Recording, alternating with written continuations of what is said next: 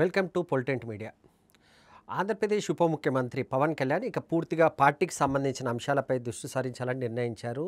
అధికారంలోకి వచ్చిన తర్వాత పెద్దగా పార్టీని పట్టించుకోలేదు, సినిమాలని దానిపైన బిజీగా ఉన్నారని కొంత విమర్శలు ఉన్న నేపథ్యంలో పార్టీని ఏ రకంగా బలోపేతం చేయాలనే అంశానికి సంబంధించి విశాఖపట్నంలో 3 రోజుల పాటు జనసేనకు సంబంధించి కీలక సమావేశం జరగబోతుంది.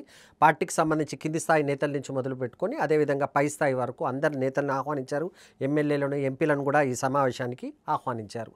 ప్రధాన ఎజెండా మాత్రం ఖచ్చితంగా ఏ రకంగా పార్టీని మరింత బలోపేతం చేయాలనే అంశంపైనే కొంత కసరత్తు చేస్తున్నట్టుగా మనకు తెలుస్తుంది. ముఖ్యంగా పార్టీ పరంగా కొంత టీడీపీకి, జనసేనకు సంబంధించి చాలా జిల్లాలు, ముఖ్యంగా ఉభయ గోదావరి జిల్లాలకు సంబంధించినంత మాత్రం కొంత ఘర్షణ ఉంది. రెండు పార్టీల నేతలకు సంబంధించి కొన్ని ప్రాంతాల్లో టీడీపీకి సంబంధించిన నేతలు జనసేనకు ప్రాధాన్యత ఇస్తున్నారని, మరికొన్ని ప్రాంతాల్లో జనసేనకు సంబంధించిన వాళ్ళు టీడీపీకి ప్రాధాన్యత ఇస్తున్నారన్న విమర్శలు పరస్పరం చేసుకుంటున్నారు.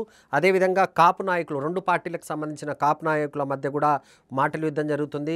నామినేటెడ్ పోస్టుల విషయానికి వస్తే కొన్ని ప్రాంతాల్లో జనసేనకు సంబంధించిన వాళ్ళకి ప్రాధాన్యత ఇస్తున్నారని, అదేవిధంగా టీడీపీకి సంబంధించిన వాళ్ళకు కూడా కొన్ని ప్రాంతాల్లో ప్రాధాన్యత ఉందన్న వాదనలు వినిపిస్తున్న నేపథ్యంలో అదే సమయంలో పార్టీకి సంబంధించినంత వరకు కొంత కరెక్ట్ అయిన విధానం లేదు. ఎందుకంటే ప్రతి పార్టీకి సంబంధించినంత వరకు గ్రామ స్థాయిలో నేతలు ఉంటారు, క్యాడర్ ఉంటుంది. దాన్ని ఏ రకంగా బలోపేతం చేయాలి?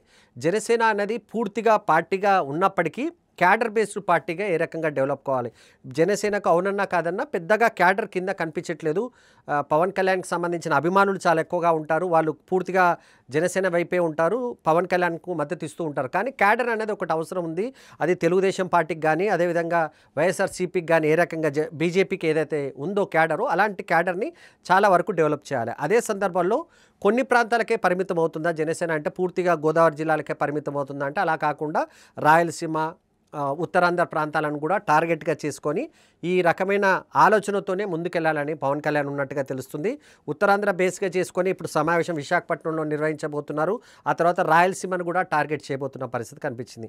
అయితే పవన్ కళ్యాణ్ మాత్రం సినిమాలు కొంత చేయాల్సి ఉంటుంది. కొన్ని ఇంకా 2-3 సినిమాలు అతను చేస్తున్న సమయంలో ఈ సినిమాలు పూర్తి చేసిన తర్వాత, ఆ సినిమాలు అయిపోయిన తర్వాత రాజకీయంగా నేను కొంత జిల్లాల పర్యటన చేస్తానని పవన్ కళ్యాణ్ చెప్పినట్టుగా తెలుస్తుంది. చాలా వరకు జిల్లాల నాయకులు మాత్రం పవన్ కళ్యాణ్ జిల్లాల పర్యటన చేయాలి, పార్టీ పరంగా పర్యటనలు చేయాలి.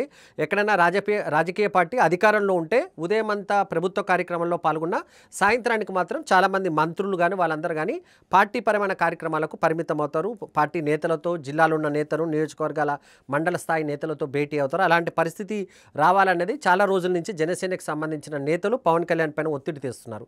ఇప్పుడు జరగబోయే ఈ సమావేశంలో ఒక రోడ్ మ్యాప్ అనేది ఒకటి రూపొందించాలి, ఏ రకంగా ముందుకెళ్ళాలి. అదే సమయంలో ప్రభుత్వానికి సంబంధించి ఎక్కడైనా వ్యతిరేకత వస్తే దాన్ని ఏ రకంగా చేసుకుంటూ రావాలి? అమరావతి నిర్మాణానికి సంబంధించినంత వరకు కానీ, తెలుగుదేశం పార్టీకి సంబంధించిన ఎమ్మెల్యేలు కొంత వివాదంలో చిక్కుకోవడం కానీ, ఈ రకంగా ఉన్నప్పుడు వాళ్ళపైన ఏ రకమైన వైఖరితో మాట్లాడాలి? చాలా వరకు జనసేన సైలెంట్గా ఉంటుంది, పవన్ కళ్యాణ్ చాలా విషయాలపై మాట్లాడతలేరని చెప్పేసి కొంత విమర్శ వస్తున్న నేపథ్యంలో వీటన్నిటినీ ఈ సమావేశాల ద్వారా ఒక క్లారిటీ పిక్చర్ ఇవ్వాలి పార్టీ నేతలకు సంబంధించి అనే ఆలోచనలో పవన్ కళ్యాణ్ ఉన్నారు.